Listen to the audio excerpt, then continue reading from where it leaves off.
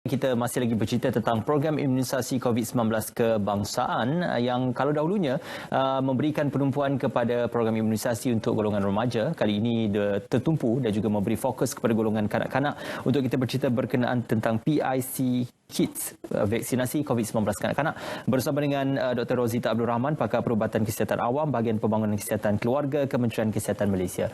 Assalamualaikum, selamat pagi Doktor, apa khabar? Waalaikumsalam dan selamat pagi kepada saudara Ismail daripada rancangan Selamat Pagi Malaysia. Okey, Doktor, terima kasih bersama dengan kami pagi ini. Sebelum kita bergerak lanjut berkenaan tentang bagaimana program pemberian PIC Kids ini dilaksanakan dan juga dilakukan, molek kiranya untuk kita berkongsikan terlebih dahulu bagaimana perihal kepentingan pengambilan dan juga pemberian vaksin ini khususnya kepada golongan kanak-kanak, Doktor. Okey, bismillahirrahmanirrahim. So hari ini kita akan bercakap berkenaan dengan kepentingan vaksin COVID-19 kepada golongan kanak-kanak ya. So Kementerian Kesihatan akan melaksanakan pemberian vaksin COVID-19 kepada golongan kanak-kanak umur 5 hingga bawah 12 tahun dalam masa terdekat. So kenapa kita perlu beri kepada golongan ini? So semenjak bermulanya pandemik COVID-19, Kementerian Kesihatan telah memantau ya status daripada COVID-19 di kalangan semua populasi termasuk populasi kanak-kanak, remaja dan sebagainya. So kita lihat ya daripada tempoh tahun lepas tahun 2020 daripada 5 Januari hingga 19 Januari tahun ini ya terdapat sejumlah kes yang melibatkan individu kanak-kanak berumur kurang daripada 18 tahun sebanyak lebih pada setengah juta 579,624 kes. So daripada jumlah tersebut ya sebanyak 269,773 kes melibatkan kanak-kanak berumur 5 hingga 11 tahun. So melebihi 40% adalah kanak-kanak antara umur 5 hingga 11 tahun. So data ini menunjukkan bahawa penularan kes di kalangan kanak-kanak juga adalah tinggi. So antara tujuan utama pemberian vaksin COVID-19 kepada golongan kanak-kanak ini adalah untuk mengawal penularan jangkitan COVID-19 di kalangan kanak-kanak, di mana yang telah kita laksanakan kepada golongan remaja dan juga golongan dewasa. So di sini kita akan pastikan ya apabila semakin ramai kanak-kanak mendapat vaksinasi, semakin ramai kanak-kanak akan diberi perlindungan daripada jangkitan COVID-19 yang lebih teruk. So kita akan melindungi golongan ini daripada mengurangkan risiko mereka untuk dimasukkan ke hospital, dimasukkan ke unit rawatan rapi dan juga mengurangkan komplikasi atau risiko kematian disebabkan jangkitan COVID-19 ini ya. Untuk tambahannya selain daripada itu, vaksin COVID-19 ini adalah pentingnya untuk mengelak ataupun mencegah daripada satu komplikasi yang sangat teruk di kalangan kanak-kanak, apa yang kita panggil MIS-C ataupun Multi System Inflammatory Syndrome di kalangan kanak-kanak ya. Komplikasi ini sangat teruk ya. Dia akan menyebabkan inflamasi ataupun keradangan ya, keradangan kepada organ-organ penting di dalam badan seperti radang pada otak, pada jantung, pada paru-paru, kulit, mata, tisu-tisu lainnya. Dan sekiranya berlaku kegagalan kepada organ-organ utama ini, dia juga akan menyebabkan kematian kepada golongan kanak-kanak ini. Itu antara yang kenapa perlunya pemberian vaksin kepada golongan kanak-kanak ini. Doktor, mungkin ramai juga yang membangkitkan persoalan berkenaan jenis vaksin yang sesuai diberikan kepada kanak-kanak berbanding dan juga perbezaannya dengan jenis vaksin yang telah dan sedang diberikan kepada golongan dewasa, Doktor. Okey, sehingga kini ya terdapat beberapa negara yang juga telah melaksanakan pemberian vaksin COVID-19 kepada golongan kanak-kanak, antaranya adalah United States of America, USA, Canada, Singapura dan juga Australia. So jenis vaksin yang telah diluluskan ataupun yang telah menerima kelulusan apa yang kita panggil EUA, Emergency Use Authorization oleh Food and Drug Administration FDA USA untuk perlindungan daripada jangkitan COVID-19 untuk kanak-kanak berumur 5 hingga 11 tahun adalah vaksin Comirnaty keluaran Pfizer BioNTech. So vaksin ini juga telah mendapat kelulusan daripada pihak berkuasa kawalan dadah Malaysia untuk diberikan kepada kanak-kanak berumur 5 hingga bawah 12 tahun di negara ini ya. Selain daripada walau bagaimanapun Doktor. Walau bagaimanapun, minta maaf secara Ya. Silakan teruskan, Doktor. Okey, walau bagaimanapun kesediaan vaksin ataupun kita kata formulary yang kita sediakan kepada golongan ini mempunyai kekuatan yang lebih rendah ya berbanding vaksin kombinasi ataupun formulary ataupun kesediaan yang kita berikan kepada individu remaja ataupun dewasa sebelum ini ya. So dalam formulary khusus untuk golongan kanak-kanak ini, kandungan antigen hanyalah 10 mikrogram per dos ataupun hanyalah 1/3 daripada dos yang digunakan dalam dos dewasa. So satu dos suntikan nanti kita hanya beri 0.2 ml sahaja ya. So untuk golongan kanak-kanak ini mereka akan menerima 2 dos primary ya, dos pertama dan dos kedua. Dan seperti juga suntikan vaksin COVID-19 kepada golongan dewasa dan remaja, suntikan ini akan diberi melalui suntikan secara dalam otot lah seperti yang ditunjukkan di gambar ya, atau kita panggil biasanya kita bagi dalam otot bahu lah ya. Okey, itu dinyatakan oleh doktor tadi sedikit berkenaan prosedurnya ataupun bagaimana ia diberikan. Namun begitu untuk kanak-kanak yang mempunyai masalah-masalah penyakit ataupun mempunyai gangguan ataupun kesan-kesan penyakit kronik, apakah ada pertimbangan untuk pemberian vaksin ini, doktor? Okey, berdasarkan penilaian dan juga kajian yang telah dijalankan untuk pemberian vaksin COVID-19 kepada golongan kanak-kanak ini, keutamaan kita adalah kita akan berikan kepada mereka dengan masalah komorbiditi ya. So bagi kanak-kanak yang mempunyai masalah kesihatan kronik, mereka ini kebiasaannya sedang dalam rawatan ataupun sedang dalam pemerhatian ataupun rawatan susulan dengan pakar-pakar kanak-kanak dan juga pakar-pakar lain. So mereka ini akan dinilai kita panggil pre-vaksinasi, pra-vaksinasi, penilaian pra-vaksinasi ataupun pre-vac assessment oleh pakar-pakar atau doktor untuk melihat kesesuaian untuk mereka diberi vaksin COVID-19 ini. Ya, kebanyakan sekiranya sesuai nanti kepada kanak-kanak ini, pemberian vaksin kepada mereka akan diberi di kita panggil pusat-pusat perubatan ataupun fasiliti kesihatan apa yang kita panggil sebelum inilah kita panggil SPPB, Special Pusat Pemberian Vaksin untuk kanak-kanak ini ya. Selepas dinilai dan diberi persetujuan bertulis oleh ibu bapa atau penjaga mereka yang sah. Ya.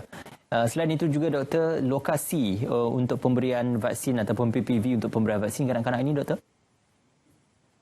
Okey, sehingga kini buat masa inilah Kementerian Kesihatan masih dalam perbincangan dengan pihak negeri ya untuk menetapkan lokasi-lokasi pemberian ataupun pusat-pusat pemberian vaksin di seluruh negara. Yeah. So pelaksanaan pemberian nanti akan diumumkan ya dari masa ke semasa.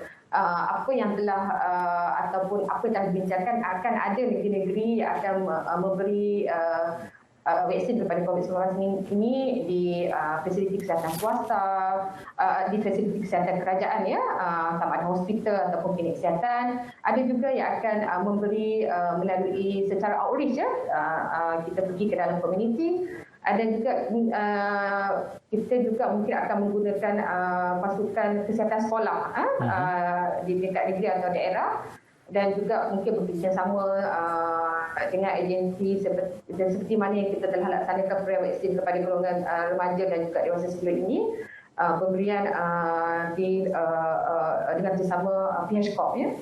Okey.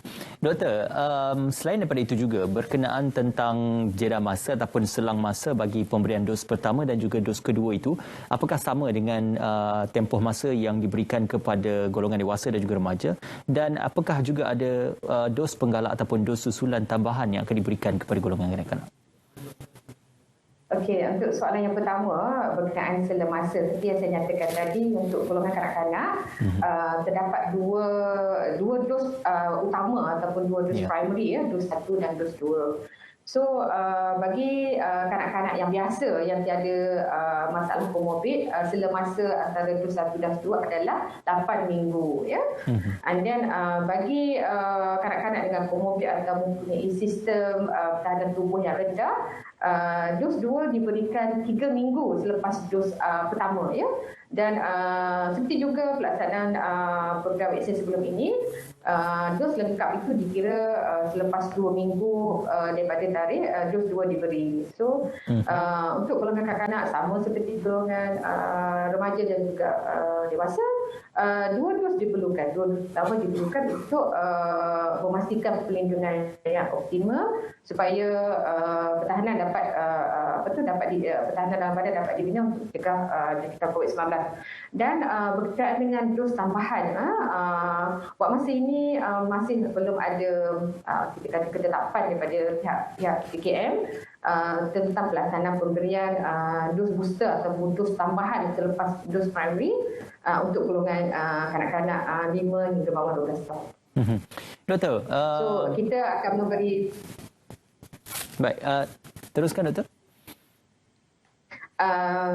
Keutamaan kita buat masa ini adalah untuk memberi dos pertama dan dos kedua dahulu. Okey, baik-baik. Penjelasan yang konklusif daripada doktor juga perihal tentang kesan-kesan sampingan yang mungkin akan berlaku sekiranya mungkin mengikut kepada kes basis ataupun individu itu, tetapi kesan-kesan sampingan biasa yang sudah pun diramal ataupun yang sudah pun dijangka untuk berlaku sekiranya ada kesan-kesan sampingan itu hadir.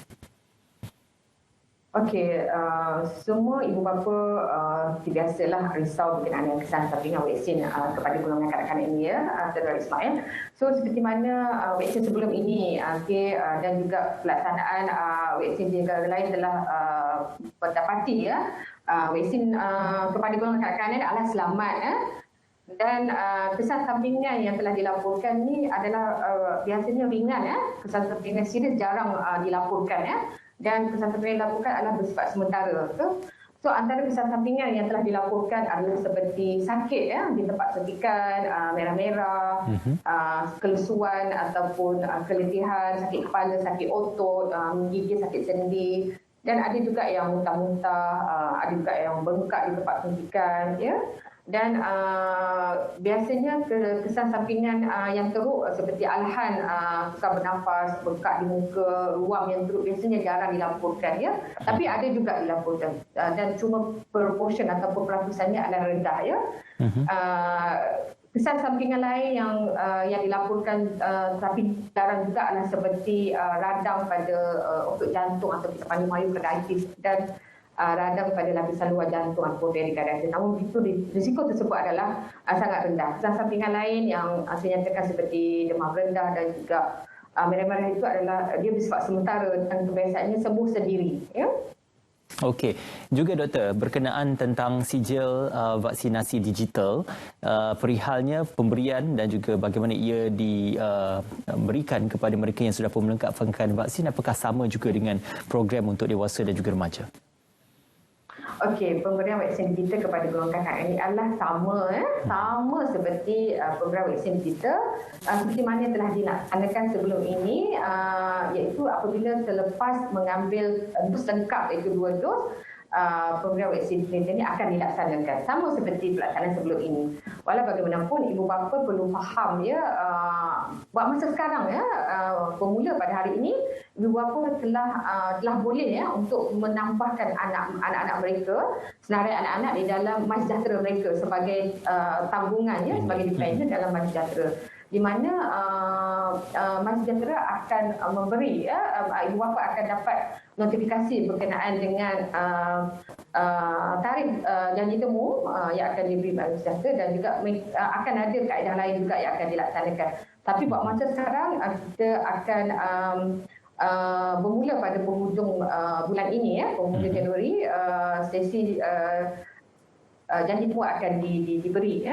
So mulai hari ini sebenarnya ibu bapa telah boleh mendaftarkan ataupun menyeraikan anak-anak mereka di dalam MySejahtera masing-masing. Okey, terima kasih kepada doktor kerana perkongsian tersebut dan kita harapkan agar ibu bapa dan juga golongan penjaga juga boleh menghantarkan anak-anak mereka untuk mendapatkan temu janji dan juga untuk mendapatkan PIC kits untuk kita sama-sama mencapai imuniti kelompok melalui penumpuan kepada golongan kanak-kanak. Itu dia, terima kasih diucapkan kepada Dr. Rozita Abdul Rahman, Pakar Perubatan Kesihatan Awam, Bahagian Pembangunan Kesihatan Keluarga Kementerian Kesihatan Malaysia KKM kerana bersama dengan kami satu agenda dan juga visi nasional untuk kita merealisasikan usaha ke arah imuniti kelompok kelompok dalam memberi vaksin kepada golongan kanak-kanak. Terima kasih doktor bersama kami pada pagi ini. Sama-sama.